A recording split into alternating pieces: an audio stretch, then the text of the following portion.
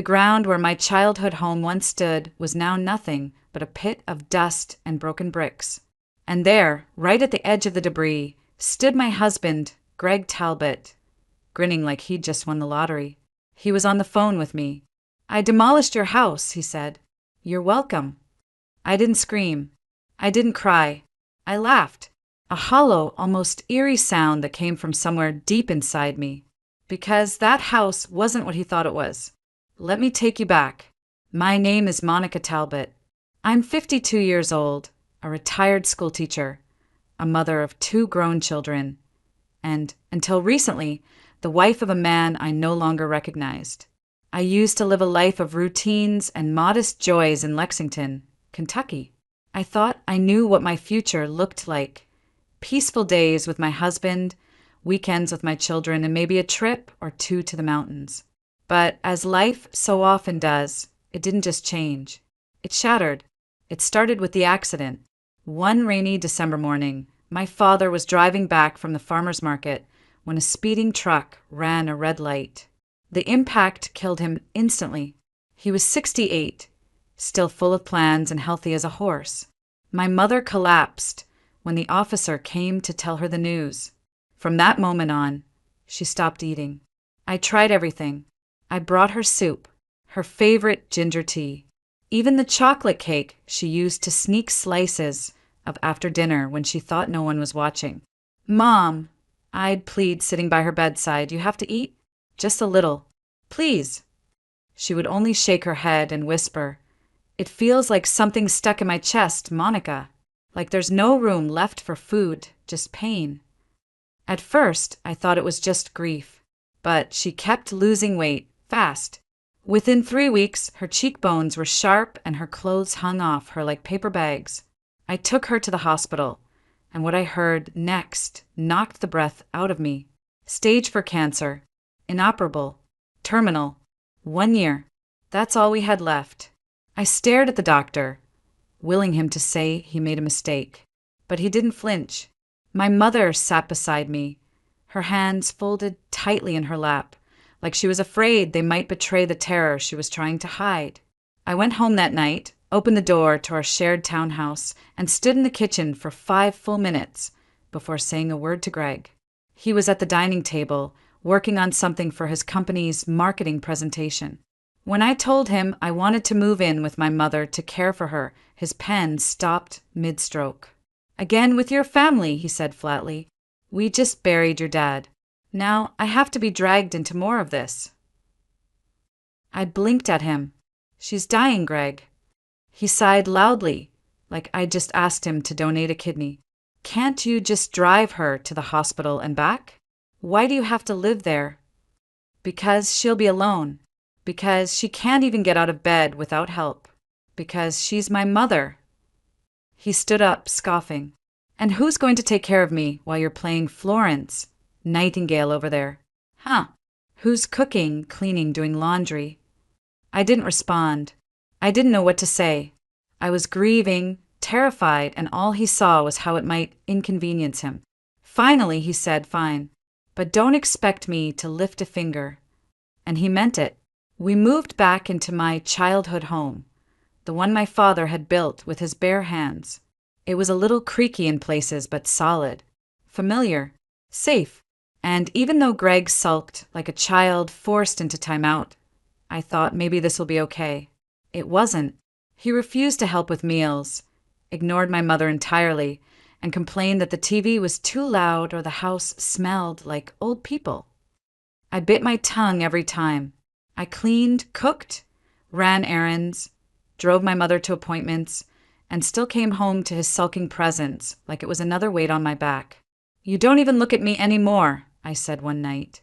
"I didn't marry your mom," he shot back, not even glancing up from his phone.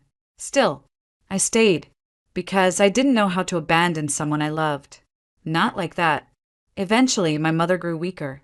She couldn't sit upright without assistance. She began to sleep almost all day. She'd squeeze my hand sometimes, smile faintly, and whisper, "Thank you for bringing me home." Those moments were everything. When she passed away, it was gentle. Just a long exhale, her hands in mine, her eyes already closed. I didn't cry right away. I felt emptied. The funeral was quiet, respectful. My children flew in. My brother Daniel brought his family. Everyone helped, except Greg. He sat at the very back, refusing to join the family row. When I asked him to move up, he said, "I'm not blood. I'll sit here." And then his mother leaned over and said, loud enough for others to hear, "He's your husband, not your mother's son. He doesn't belong in the family section." I felt something inside me splinter. That was the moment I knew I was alone. After the funeral, everyone gathered at the house. I brewed coffee, served lemon cake, my mother's recipe, and tried to hold it together. Greg's parents came too, uninvited but expectant, like they were entitled to be there now that my parents were gone. They sat on the living room couch like royalty, arms folded, glancing around at the furniture and framed memories like vultures at a carcass. I handed Greg's mother a cup of coffee. She sipped it, wrinkled her nose, and said, "Well, it's something. First your dad, now your mom. What a year for you." I stood there, still in my black dress, the hem wrinkled from kneeling at the cemetery, and I smiled. A practice smile, the kind you wear when screaming would be pointless. That night, I overheard Greg in the guest bedroom, talking on the phone with his father. "Must have been hell living in that place," his father said, laughing. "You're telling me," Greg replied. "Amy, Monica, she just gets so obsessed with her family. I swear, it's like I married her parents, not her." "You shouldn't have to deal with all that. Stand your ground." I stood in the hallway, fists clenched, staring at the peeling wallpaper my father never got around to fixing. I thought about all the meals I'd cooked, the nights I held my mother's hand through pain, and how Greg had done nothing. I should have confronted him then, but I didn't, because somewhere inside me was still that girl who believed marriage meant loyalty, even when it hurt. The next morning, as I was clearing out my mother's closet, Greg's mother entered the room without knocking. "Oh," she said, reaching toward the top shelf. "Can I have this?" She was holding my mother's old handbag, soft brown leather, slightly cracked at the edges. It still smelled like lavender and cinnamon like my mother. I blinked. "What?" "This bag," she repeated. "She won't be needing it, will she?" Greg said I could take it. I stepped forward, gently but firmly taking it from her hands. "No, you can't." Her smile faltered. "What do you mean? We're family. You said yesterday that Greg wasn't family at the funeral, that he was an outsider." She turned red, not from shame, but from challenge. "How dare you?" Greg and his father appeared at the doorway. I could see it in their faces. They expected me to give in, to apologize, to be small. But I didn't. "I'm not ready to go through my mother's things," I said, holding the bag close. "And when I do, I'll decide what happens to them, not you." Greg's father rolled his eyes. "This is what we get for showing up, huh?" Greg stayed silent. His arms were crossed, his jaw tight. His mother stormed out. "Let's go home, Harold." Greg followed them out the door without a word. No goodbye, no apology, just the sound of car doors slamming and tires crunching down the driveway. I stood in the doorway for a long time, the silence of the house pressing in around me like a bruise. My brother Daniel came by later that afternoon to check on me. He didn't ask questions.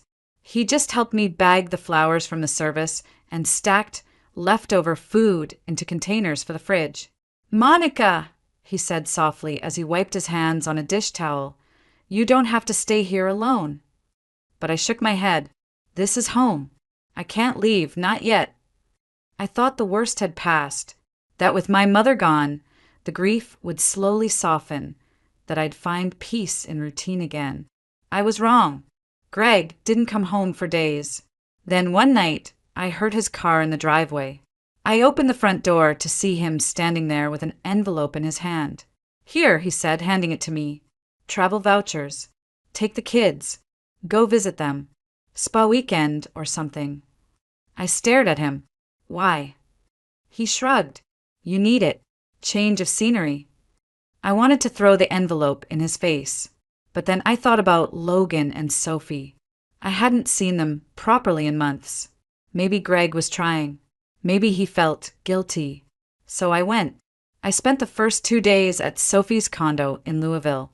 We cooked together, watched old movies, and stayed up too late talking about nothing and everything. Then I drove to Logan's place in Cincinnati, where he grilled steaks on the patio and let me fuss over his laundry like he was still 17. It felt healing. At the end of the week, we drove together to a nearby hot springs resort. Nothing fancy, just warm water, steam, and quiet. I needed this, I told them, more than I realized. You should thank Dad, Sophie said, half smiling. It was his idea, right? I nodded slowly. Yeah, it was. But even as I smiled back, something in my gut twisted. Because Greg didn't do kindness. Not without reason. When I finally returned home, suitcase in hand, I didn't walk into peace. I walked into a war zone. Where my childhood home had stood was now a smoothed-out plot of dirt. Gone. And standing there, on the land where my parents once danced barefoot on summer nights, was Greg. He was smiling. I did it, he said, finally rid of that burden. Behind him, a moving truck pulled up. His parents got out. They were carrying suitcases. I didn't speak. I couldn't. My mouth was open, but no sound came out. I stared at the dirt, at the moving truck, at the 2 folding lawn chairs Greg's parents were now casually setting up like they were preparing for a barbecue, not moving into a crime scene. Greg, I managed, my voice barely above a whisper. What did you do? He stepped forward with the same smug smile he wore when he scored a minor promotion at work. We cleared it. The house was old, falling apart, no one was using it. Figured now was a good time to start fresh. Start fresh? I echoed.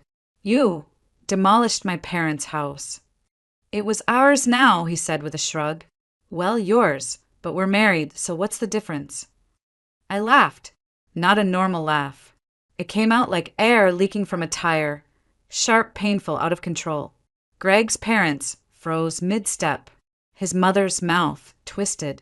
She's lost it, she muttered.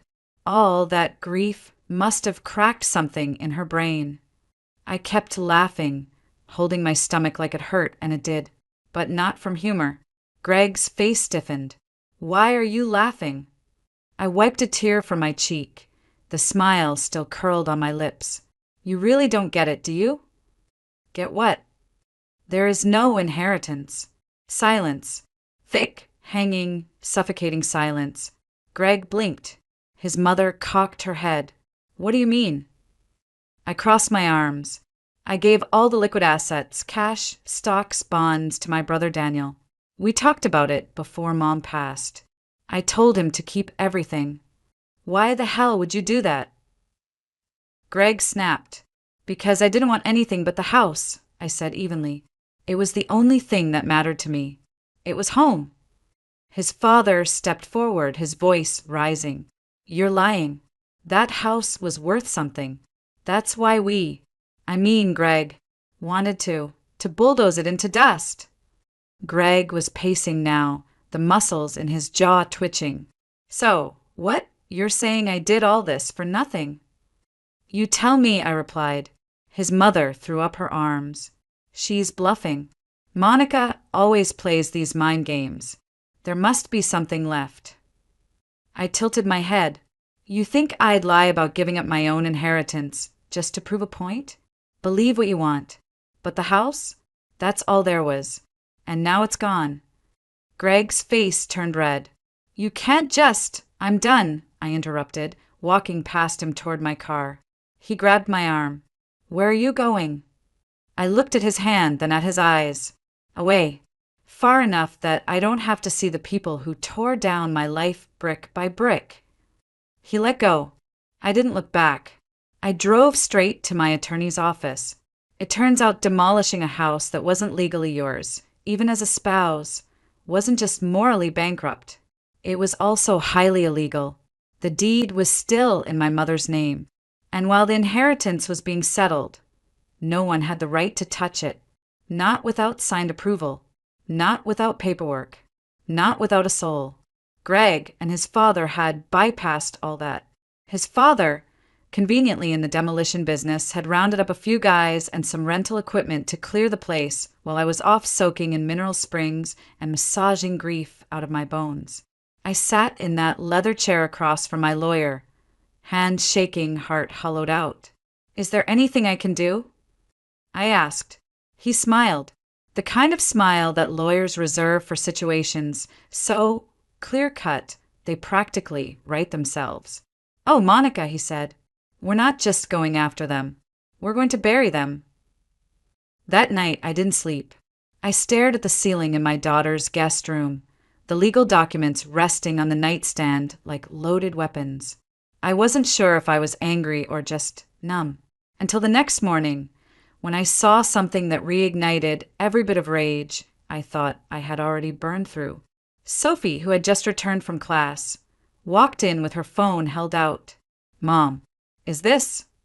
On the screen was a listing on a second-hand selling app, a familiar apron, faded green with small hand-stitched daisies. I'd made it for my mother when I was in college. What? Sophie swiped down. 48 more listings. My mother's scarves, her antique jewelry box, even the teacup set she used only on Sundays, all being sold online. My hands trembled as I took the phone. This is her stuff. This is our stuff. There's no reviews.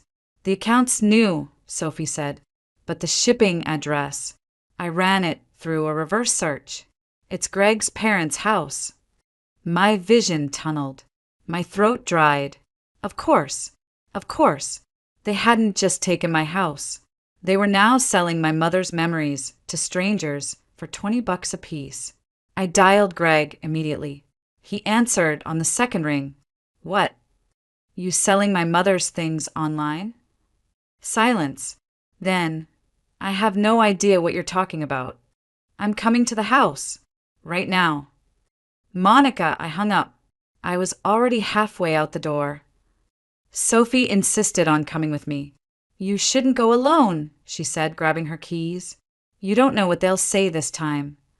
I didn't argue. We pulled up to Greg's parents' house, just as the sun was sinking low, casting long, sharp shadows across the driveway. The same driveway where I used to help carry potluck dishes at family gatherings. The same porch where I once stood with flowers, hoping to impress a mother-in-law who never truly saw me. Greg opened the door before we even knocked. He looked startled. "Where are Mom's things?" I asked. No pleasantries. No smile. "I told you I don't. Tell the truth, Dad," Sophie cut in, stepping beside me. "You know what's happening." His mouth opened and closed. Behind him, his parents appeared, his mother still wearing one of my mom's cardigans like it belonged to her. "Oh, Sophie," she chirped. "So nice to see you, sweetheart." Sophie didn't respond. "Grandma," she said, her voice trembling with rage, "are you the one selling my grandmother's belongings online?" The woman blinked and then laughed. "Oh, that," she said, waving a hand. "Yes, I listed a few things. I thought it would be a shame to throw them away. And honestly, I needed a new hobby. Something to keep the mind sharp, you know." I felt my knees go weak. Sophie stepped forward. "They weren't yours to sell." "Well, nobody was using them," she replied, like it was the most logical thing in the world. "And you know how expensive vitamins are these days. It's not like I was making a fortune." I stared at her in disbelief. She wasn't just unashamed, she was proud. I wanted to scream, to tear every listing off the app with my bare hands. But instead I took a breath. "Cancel the listings. Now." Her face darkened. "Excuse me." "You heard me," I said, stepping closer. "Take them down. All of them. Or I'll file a police report for theft. And Greg," I turned to him, "if you knew about this, you're complicit." Greg looked like a balloon with the air rapidly escaping. I didn't think she'd actually save it," I said. I grabbed Sophie's hand. Let's go. Wait, what do you mean, police? Greg's mother called after me. That's absurd. We're family.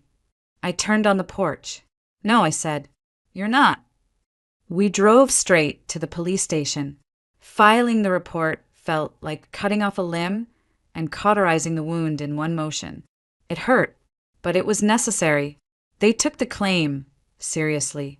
The officer in charge said they'd begin by freezing the account. If items were already sold, there could be additional charges. When I got home that night, I collapsed into the couch at Sophie's apartment and wept, not just for the things, but for what they represented. My mother's last handwriting on recipe cards, the hand-woven shawl she wore on cold mornings, the china teacup with the chipped rim from my 7th birthday. You can't put a price tag on those things, but Greg's mother had tried. I called Greg the next morning. His tone was clipped. You went too far. No, I said. You did. We're family. We were. Before you destroyed everything. You're still my wife, he barked. Not for long, I said. And unless you want the theft charges to go to court, you'll return every unsold item immediately. And you'll pay for what you did to the house. Greg didn't respond right away. Then he muttered, Fine. I'll talk to my lawyer. You do that, I said and hung up. A few days later, I got a message from Greg's number, but it wasn't from him. It was his father. The text read, You should be ashamed of yourself. We offered you a home, a future, and you repay us with threats and lawsuits? I didn't answer, but the next call I did pick up. It was Greg, and he was panicked. My dad's sick, he said. He finally went to the hospital. It's cancer. Terminal. The doctor says it's bad. I sat in silence. Finally, I said, when my mother was sick, your father joked about her finally letting go. Your mother said it would be easier if she died quickly so we could move on. That's not the point. I told your father to see a doctor. He laughed in my face, called me dramatic. And now you want sympathy. You're cold, Greg hissed. No, I said calmly. I'm done. And I hung up. Greg's father passed away within the month. At the funeral, I didn't go. Neither did Sophie.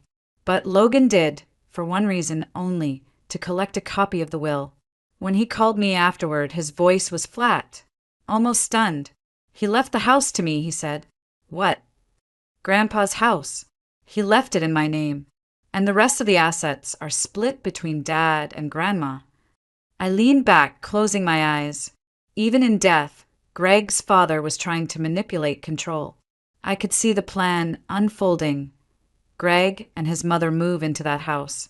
Logan, maybe too soft to say no, lets it happen. The cycle continues. But my son had other ideas.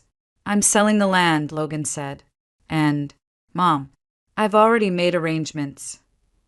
For what? You'll see. I wasn't sure what he meant. Until 1 week later, Greg called me, voice shaking. You have to come here. Now. When I arrived at his parents' house, I saw them both outside, mouths agape. Heavy machinery rumbled in the background. Demolition trucks, excavators, and standing there with arms folded, watching it all like a director overseeing a final scene in a tragedy, was Logan. The roar of demolition machinery cut through the still morning air like a war drum. Dust billowed upward as the excavators sank their claws into the old brick facade of Greg's childhood home. Pieces of roof caved in with a groan. Windows shattered like brittle bone. Greg's mother screamed, "Stop it! Stop this right now!" she shrieked, running toward the fence that separated them from the worksite. "This is our home. You can't do this. You can't." But Logan stood there unmoved. "This house was willed to me," he said calmly. "I can do whatever I want with it." Greg was red in the face, sputtering like an engine trying to start. "Are you insane?" "Logan, that was your grandfather's house." "I know," Logan said. "And you destroyed my grandmother's." That silenced them, just for a second. Then Greg exploded. "You spiteful little brat. You think this is justice? You think this is funny? That house was our future. No, Logan snapped. That house was Mom's past, and you took it from her. So now I'm taking this. Greg's mother collapsed to her knees, wailing. It sounded more like outrage than grief. You have no right, she cried. We're your family. What kind of son does this to his own father? You're right, Logan said, his voice quieter now. No son should ever have to. But you made me choose between blood and decency. I chose decency. I stood a few feet behind him, silent, a hand pressed over my mouth. I hadn't known. He hadn't told me the details. But I saw it in his face now. Logan had planned this carefully, deliberately. Not for revenge. For truth. For balance. The machinery clanged on, tearing down what remained of the back walls. Bricks crumbled. Pipes groaned. Years of carefully polished furniture and bitter Sunday dinners fell in on themselves like a dying star. By the end of the day, there was nothing left but rubble and silence. Greg didn't speak to me after that. He didn't look at me, didn't call. But a week later, I received a transfer confirmation. Damages, compensation, restitution for the destroyed house and for the stolen belongings. No note attached, just numbers, cold and clean. Logan had also recovered every item that hadn't already been sold. He boxed them carefully and brought them to me himself. When I opened the first box and saw my mother's apron, soft, wrinkled, still faintly carrying the scent of vanilla and cedar, I broke down. You always have me and Sophie, Logan whispered, arms around my shoulders. You're not alone. That night, for the first time in months, I slept through the night. Greg and his mother? They were back in the company housing now, the one Greg had once mocked for being too cramped and too beneath him. Only this time it was permanent. With his father gone and no house to live in, they'd become invisible. Just faces in a hallway. Sophie told me his reputation at work had taken a nosedive. Word spreads, especially when your colleagues' wives are part of the neighborhood book club. One of them, Susan, a sweet woman I used to bake muffins for, called me and said, You did the right thing, Monica. Everyone knows now. You're not the villain in this. It didn't make me smile.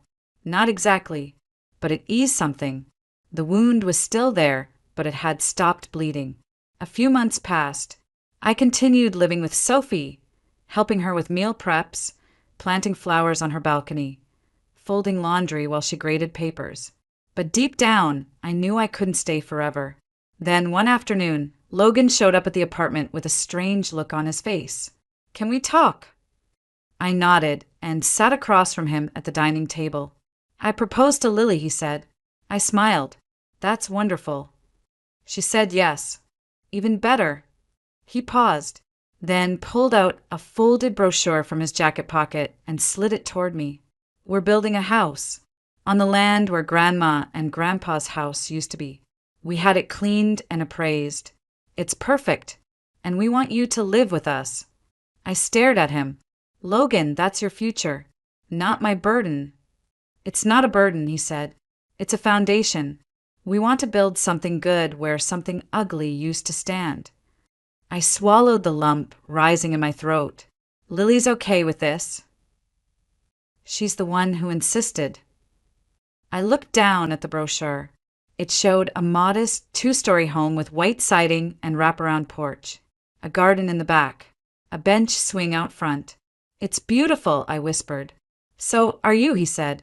In the weeks that followed, I helped pick out paint colors and tile samples. We walked the land together, placing our feet where doorways would someday be. And slowly, a new kind of home began to rise from the ruins of the old. I wasn't sure what forgiveness looked like anymore, but I knew what healing felt like. It felt like my daughter humming in the kitchen while cooking dinner. It felt like my son texting me photos of bricks being laid. It felt like waking up without dread in my chest. One afternoon, as we stood on the porch of the half-built house, watching Lily inspect the light fixtures inside, Logan turned to me and said, You laughed when Dad said he demolished your house. I nodded, remembering that bitter, hollow sound in my chest. But now, he asked. I looked around, at the sunlight bouncing off the new windows, at the wind rustling through the tall Kentucky grass. I'm still laughing, I said, but now it's because I won. By the time the first coat of paint dried on the living room walls, I had memorized every creak of the new floorboards. I didn't move in right away. I told Logan and Lily I needed time to clear my things, to mentally leave behind a decade of compromises I had once called marriage. But the truth was I was afraid of being loved again, of being seen. Because for so long I had made myself small to fit inside someone else's expectations. I had tiptoed around rage, apologized for grieving, folded myself into silence, like some origami version of the woman I used to be. And yet every corner of that new home whispered, "You are allowed to be full-sized here." Lily hung sheer white curtains in my room, the kind that caught sunlight just right in the mornings. Logan installed a motion light along the path to the mailbox because I always forgot to bring it in until after sunset. They even set up a little herb garden behind the kitchen, just like the one my mother had tended with such pride. Every time I touched the rosemary, I swore I could hear her humming. It wasn't a mansion. It didn't have granite countertops or fancy columns, but it was mine, not in title, in trust.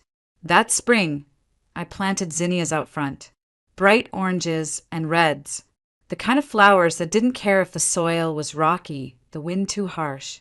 They bloomed anyway, just like me. Sometimes Sophie would come by on weekends, kick off her shoes, and sit beside me on the porch swing. We'd drink iced tea and talk about everything and nothing. One Sunday she asked, "Do you think they regret it?" I didn't have to ask who she meant. Greg was still in company housing. His career never quite recovered, though I heard through mutual acquaintances that he was still blaming crazy women for all his problems. His mother had become a local pariah. No more potlucks, no more book club invites. Theft has a way of following you, especially when you never say sorry. Maybe, I said, but I stopped caring whether they do. Sophie tilted her head, even after everything. I smiled gently, especially after everything, because forgiveness isn't a gift for them. It's a decision I made for myself, not to erase the past, but to stop dragging it behind me like a coffin. One morning in early June, I stood at the kitchen window, hands wrapped around a cup of fresh coffee, watching Logan and Lily laughing over some misplaced tools in the backyard. And just like that, it hit me. I wasn't bitter anymore. I wasn't angry. I was simply free. I had thought the worst part of losing a home was the walls coming down. But it wasn't. It was believing for years that I had to live inside someone else's version of one. What Greg demolished wasn't just a house. It was the last thing tethering me to a life I had outgrown.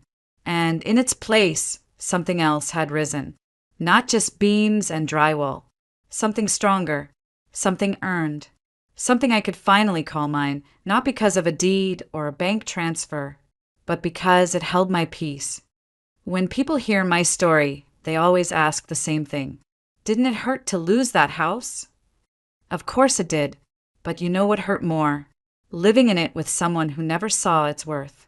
So when Greg called me that day, announcing what he'd done like he was delivering a gift, I laughed, because that house wasn't what he thought it was. He thought it was money, leverage, a symbol of control, but it was never his to begin with. It was love and memory and sacrifice. It was everything he couldn't understand, and everything he couldn't destroy.